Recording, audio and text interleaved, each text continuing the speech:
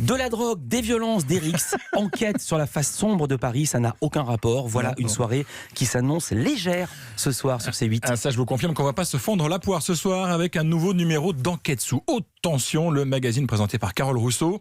Et c'est donc à Paris que s'est tourné cet épisode, notamment du côté de la Porte de la Chapelle, devenue une plaque tournante du trafic de crack où, selon le magazine, se retrouvaient quotidiennement plus de 400 toxicomanes. On va écouter un extrait de cette Enquête sous haute tension, une production TV Presse. Sur la colline, les dealers règnent en maître. Il y en a un peu partout. Celui chez qui il se fournit est situé juste à l'entrée. S'il s'est installé là, c'est pour une raison bien précise. Ce qu'ils font, c'est qu'ils se mettent dans les extrémités, là où c'est ouvert, d'accord, pour éviter la vue des caméras. Donc au moment du deal, il ne dealera jamais au milieu de la colline. Une situation qui, on l'imagine, a forcément compliqué la tâche de la réalisatrice Tania Chelest. Nous lui avons demandé comment elle avait réussi à travailler dans ces conditions difficiles. Elle est interrogée par Alexandre Omar. Pour avoir la confiance des consommateurs des cracks, j'ai dû me rendre également à la Porte de la Chapelle.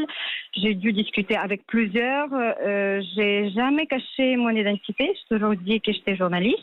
Et du coup, j'ai expliqué mon projet, ce que je voulais faire. Il faut savoir que la fameuse colline du crack, comme on l'appelle, c'est pas que à la Porte de la Chapelle, mais c'est étendu aussi sur le boulevard Ney, vers le quartier Charles-Hermite et jusqu'à la Porte de la Chapelle. C'est là où j'ai pu aussi aborder des consommateurs du crack. Alors, si vous suivez les actualités, vous savez certainement qu'on a ce qu'on appelle la colline du crack a été évacuée en fin de semaine dernière par la police.